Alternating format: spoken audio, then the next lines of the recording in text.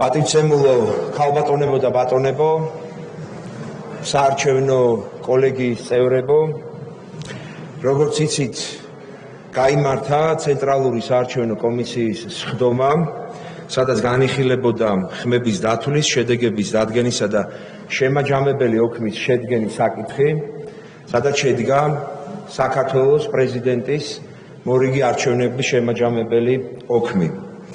თქვენის ნებართვით წარმოგიდგენთ შედეგებს, რომლის თანახმადაც, როგორც მოგეხსენებათ, საერთო ჯამში საარჩევნო კოლეგია შედგებოდა 300 წევრისგან.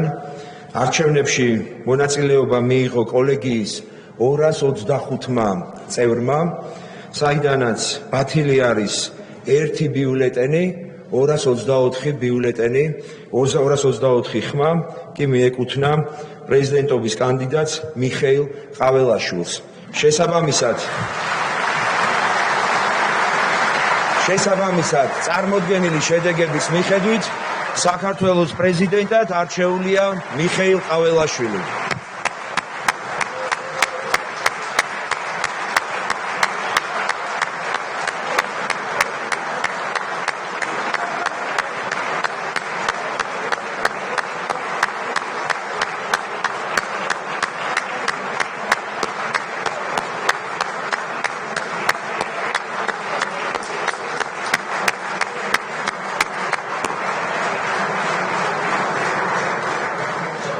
გილოცავთ ბატონო მიხეილ და გისურვებთ წარმატებას ჩვენი ქვეყნის საკეთილდღეოდ.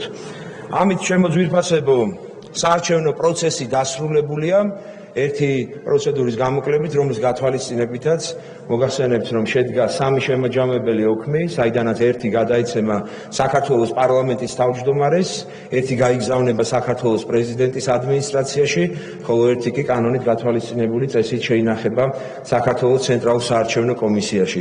შესაბამისად, თქვენის ნებართვით შემაჯამებელ ოქმს გადავცემ საქართველოს პარლამენტის თავმჯდომარეს ბატონ შალვა პაპუაშვილს და ამით საარჩევნო პროცესი დასრულებულია. მადლობა ყურადღებისთვის.